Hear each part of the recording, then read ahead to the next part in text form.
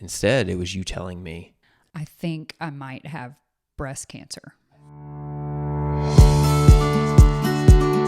welcome to the Far More Podcast.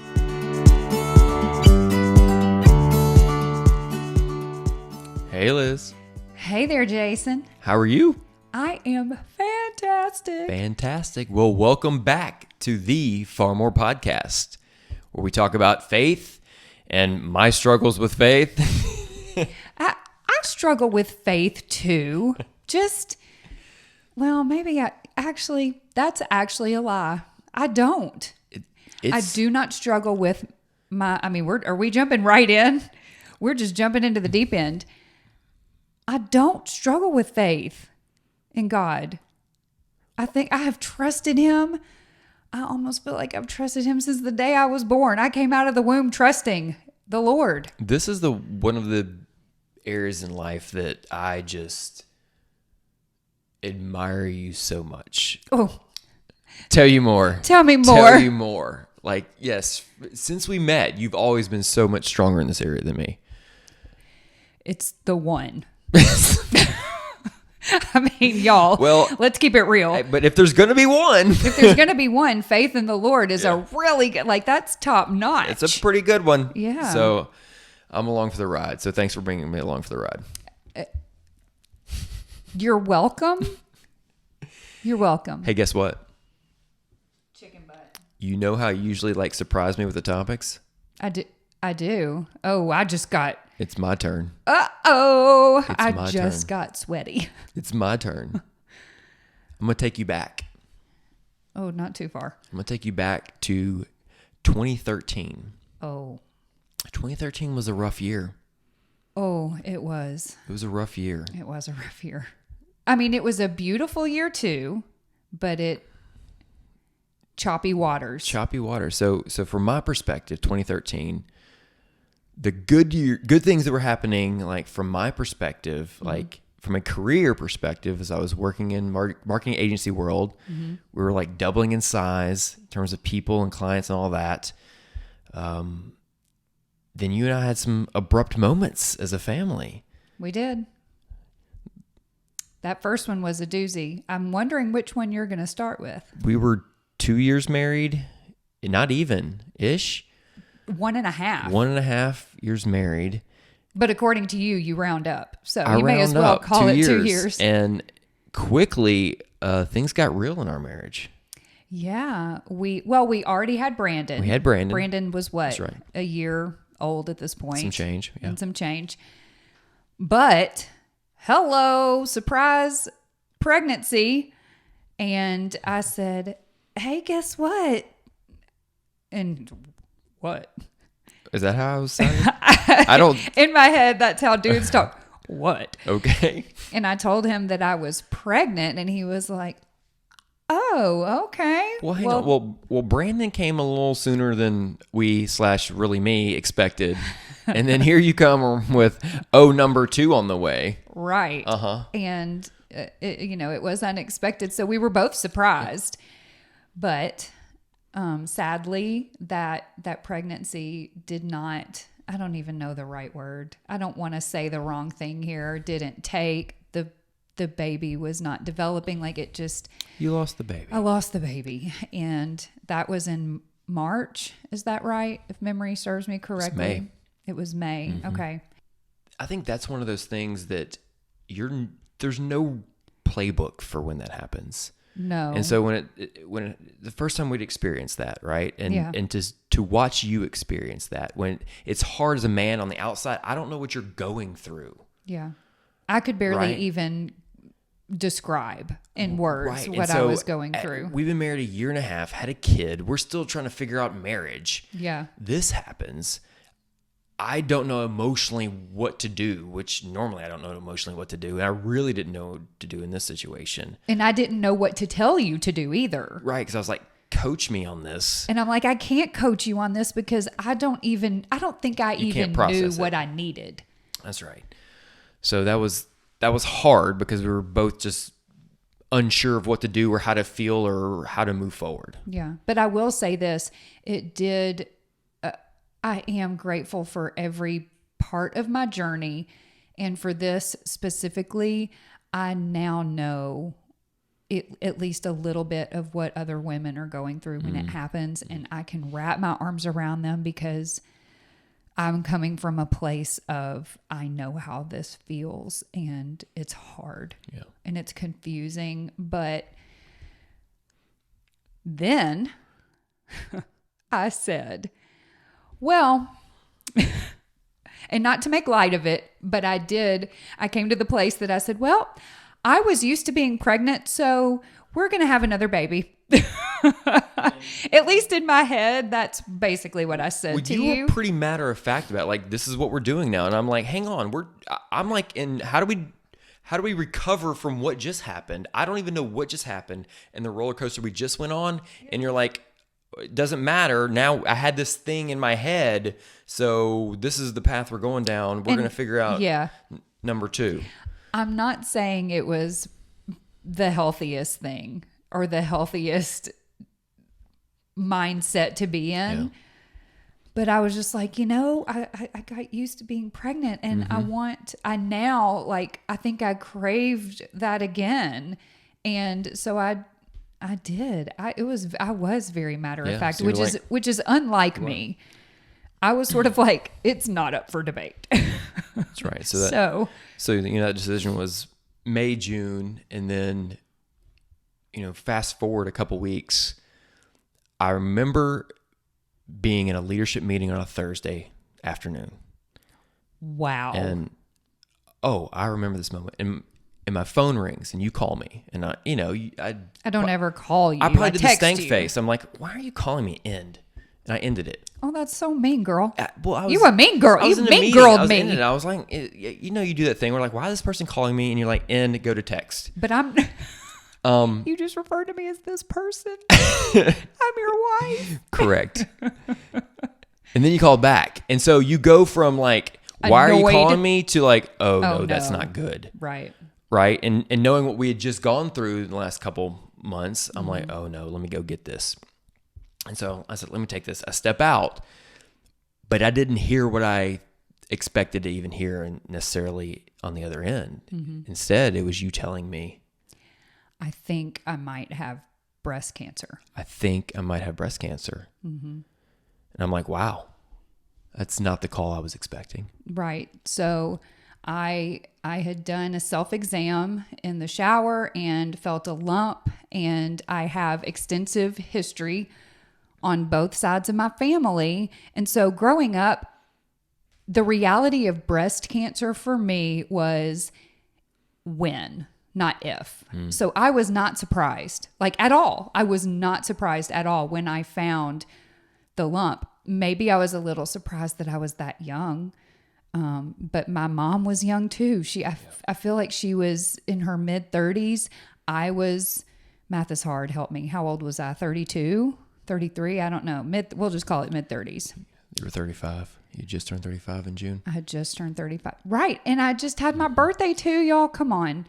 So I go to the doctor and they do a mammogram. Nothing.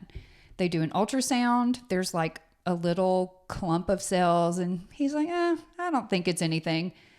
And I'm like, well, hey, can we biopsy it anyway? Because I got a history here. Yeah. There's history here. And he's like, yeah, but again, don't think it's anything. And so we did the biopsy, and me being me, I said, and oh, by the way, I might be pregnant. If y'all could have seen the look on the doctor's face, he was like, wait. That's a yes or a no question. Huh? Right. You might be pregnant. And I was like, well, my husband and I have been trying, and I know my body, and I believe I'm pregnant. It was like I think, that's right. You're prophesying. I don't know if I was trying to manifest it into being, or if truly, I feel like I truly believed in my heart that I was pregnant. And he said, well, have you taken a pregnancy test? And I said, well, no, it's not even time to do that. He thought I was ridiculous, and I can understand why. Well, there's fairness in that. There is 100% fairness. And he was like, okay, well, we're going to send these labs off to be tested. And in my mind, I'm like, well, in the meantime, I'm going to be pregnant. So They send it off. And I don't remember how long it took. It felt like an eternity. It was a couple of days. I think because there was an assumption that you didn't have breast cancer, that it was like, let's check and double check. Yeah. And then a couple of days came back and it was yes, you do. And I was able to tell them, well, yes, I'm pregnant. I think right? That was 2 weeks later. That was 2 weeks later. So I found out you were pregnant. And then 2 weeks later, I get another phone call from you. You did? Yes. Oh. Yes. This is the joy of having a horrible memory. I get to learn things all over again. So I'm like, oh goodness, what else do we have here? Yeah. Yes, I am pregnant. Now I have breast cancer and I'm pregnant. Yeah. And as your husband, Oh, you just got real nervous. You did like a nervous swallow. Talk about something I can't solve. Because you're a doer. Or fix or be in control of. Yeah, hang on. Stop. Let me stop you right there. If this is your first time listening or watching, something that you need to know about Jason is he is a problem solver. You give him a problem, boom, he goes into action. He's a doer. And so you need to know that about him leading into this part of the story, because it's out of his control. Yeah, there wasn't nothing I was going to do to fix that. So how did you feel in that moment? Honestly, I think, believe it or not, I'm way better with my feelings now than I was then.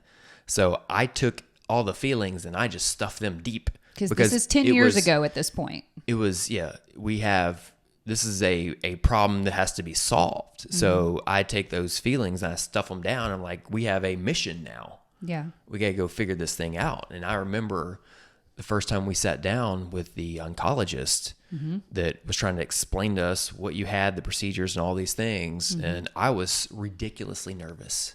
I don't know if you remember this. Like, I pulled my phone out. I was like, I'm so nervous. I can't retain information.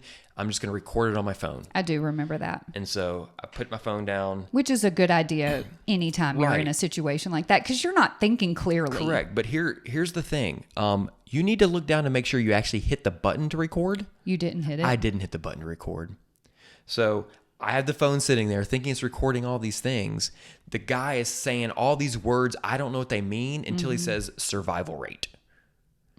Right? I think your spidey sense is perked up. I understand math. Yeah. I may not understand big medical words, but I understood math. And then, so I'm like, that was the moment it got real for me. Right? Yeah. When numbers and math came into it, I understood what we were talking about. And so I remember getting in the car after that doctor's appointment, not knowing what else he said besides numbers and survival rates, go to hit my phone to try to hit replay and realize I recorded nothing. How'd that make you feel? Like a complete idiot. So I understood math. And then, of course, we go into, this is a mission. What's the process? And I do remember him saying, okay, well, first thing we're going to do is terminate the pregnancy. Y'all. Now,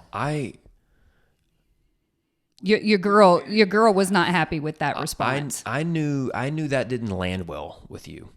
I could feel the temperature in the room change. And so I knew that was not going to be an option. And I was 100% supportive of that. But I was nervous because I knew the doctor was saying, this is the process. And you're going, don't care about the process. Well, he just said it like it was so natural. Because that was the natural next step. And yeah, I'm emotional. I know. And the thing is, when you're diagnosed with cancer, at least this is our experience, is you just get put into, here's the lane of the process and you follow the follow regimen. the steps. And so I remember him saying that, and I remember you saying, oh, that's not an option. Oh, that's not an option. No. And the look on that man's, you remember the look on that man's face? Confusion. He was confused. He surprised. It was surprised and confused. Because he didn't know what to do then. No. He had not been through what he knew you were going to have to go through with a woman while being pregnant. Right. But what I knew, and what I don't think I said these exact words to him. In my head I did, but I know I didn't. In my head I was like, You make the big bucks. You figure it out. Like, this is your job to figure out how both of these things exist at the same time, how we treat the cancer while this baby is cared for. Now, I know I was not that bold and brazen, but in my head I was, y'all. Yeah, I don't think you were that sassy at that point. No. Honestly, but I stood by my decision. This is not an option because your boldness came from your faith on that. And that's what, I think that's what I was even envious about. I was feeding off of your faith in that season, in that moment, right? You were so solid on God's got me. Yes. Doesn't matter. This is what we're going to do. Right. And my analytical process brain was like, oh goodness, we're deviating from the process. Yeah. What does all this mean? Well, let me tell you, I want to commend you on something. I don't know if we've talked about this before, but after that appointment, I don't know if you remember how emotional I was, that was what he said to me. Because in my mind, I'm like, how dare you? How dare you even put that on the table? Yeah. You helped so much to kind of just calm me down and speak a little bit of logic. He's like, Liz, listen, unfortunately, for better or for worse, the baby is not his patient. You are his patient. He is trying to look out for you. He wants to make sure you are okay. And the only reason, I do believe that the only reason you said that was because I was so emotional and like not healthy. It was not a healthy place that I was going. I was going down a bad path with it. And you were like, he's just worried about you and concerned about you and just wants to make sure that you're okay. And that helped me a lot in that moment. I was still mad at him. Like, don't get me wrong. Well, I'm still a little salty, but I'm really glad that worked because a lot of times when I bring logic to emotional situations, that goes the other direction. It does, but in that moment, I think it's the one time. That it worked wonders. It calmed me down because I didn't need to be getting all riled up. I needed to be calm. I needed to try and think rationally. Yeah. But I remember that's a lot, y'all. It was a lot, but it's like, okay, here's a new challenge. And, to his credit, he put together this panel of amazing doctors. They were consulting on your specific case for all these different panels they were having. So your conversation. It was like a meeting of the brilliant minds. But what was hard for me is, hey, so now we can't just do something immediately about this. Oh, I know where you're going. We gotta what? We gotta wait. We gotta wait. Well, if that's the case, we gotta wait until this baby is through this first trimester. Yes, and for those who don't know how long that is, it is 16 weeks. So now we're in this situation of it's your favorite. we've discovered this cancer in your wife's body, and so what we're gonna do is nothing, y'all. And it's gonna sit there and it's gonna grow. My poor husband. While we wait for your baby to be further along and can actually handle going through a surgery. Right, because the plan was for me to have a lumpectomy, a surgery while pregnant, but the baby needed to develop the organs, and that takes 16 weeks. I wasn't freaked out. I even think about it now and I'm like, girl, why weren't you flipping? Why was I not flipping out? It has to be because of my faith. The peace that surpasses all understanding was given to me by the Holy Spirit. Because from the outside looking in, I should have been losing my marbles. Right? Right. I mean, honestly, but it's no credit of my own. Because even though I have a very unshakable faith in that moment, all signs pointed towards questioning everything. God, why are you letting this happen? Yeah. Why? But I knew that the Lord uses everything to his good. And if this is part of that plan, it's part of the plan. But you were like, how are you doing this, girl? Faith. Okay, y'all. I know that was a lot, and I hate to have to make you wait, but part two of this two-parter is coming in 2 days, so you only have to wait 2 days. So make sure you are subscribed to the podcast so that you get notified when that episode drops, so that you can hear the conclusion to this. Oh, it was a crazy roller coaster of a story, but I'm so grateful for the journey. Thank you for being here. Thank you for listening. And I can't wait to have y'all back in 2 days for the conclusion of this cancer journey. We'll see y'all in a couple days.